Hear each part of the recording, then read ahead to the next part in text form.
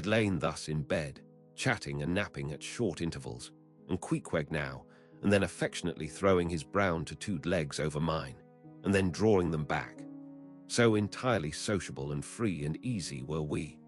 When at last, by reason of our confabulations, what little nappishness remained in us altogether departed, and we felt like getting up again, though daybreak was yet some way down the future. Yes, we became very wakeful, so much so that our recumbent position began to grow wearisome, and by little and little we found ourselves sitting up, the clothes well tucked around us, leaning against the headboard with our 4 knees drawn up close together, and our 2 noses bending over them, as if our knee-pans were warming pans. We felt very nice and snug, the more so since it was so chilly out of doors, indeed out of bedclothes too, seeing that there was no fire in the room. The more so, I say, because truly to enjoy bodily warmth, some small part of you must be cold, for there is no quality in this world that is not what it is merely by contrast. Nothing exists in itself. If you flatter yourself that you are all over comfortable and have been so a long time, then you cannot be said to be comfortable anymore. But if, like Queequeg and me in the bed, the tip of your nose or the crown of your head be slightly chilled, why then, indeed, in the general consciousness you feel most delightfully and unmistakably warm. For this reason, a sleeping apartment should never be furnished with a fire, which is one of the luxurious discomforts of the rich.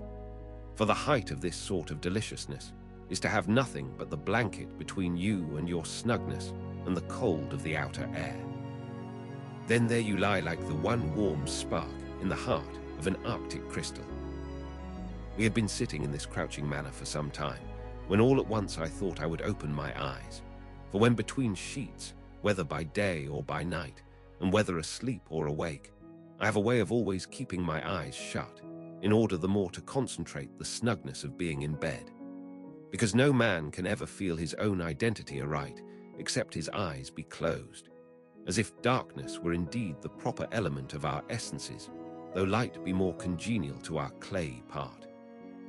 Upon opening my eyes then, and coming out of my own pleasant and self-created darkness into the imposed and coarse outer gloom of the unilluminated 12 o'clock at night, I experienced a disagreeable revulsion.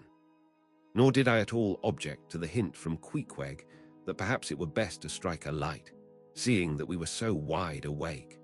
And besides, he felt a strong desire to have a few quiet puffs from his tomahawk. Be it said that though I had felt such a strong repugnance to his smoking in the bed the night before, yet see how elastic our stiff prejudices grow when love once comes to bend them. For now I liked nothing better than to have Queequeg smoking by me, even in bed, because he seemed to be full of such serene household joy then. I no more felt unduly concerned for the landlord's policy of insurance.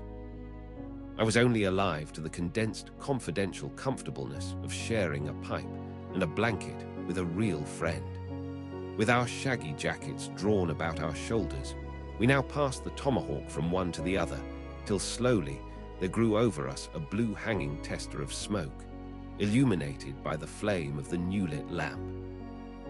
Whether it was that this undulating tester rolled the savage away to far distant scenes, I know not, but he now spoke of his native island, and eager to hear his history, I begged him to go on and tell it. He gladly complied.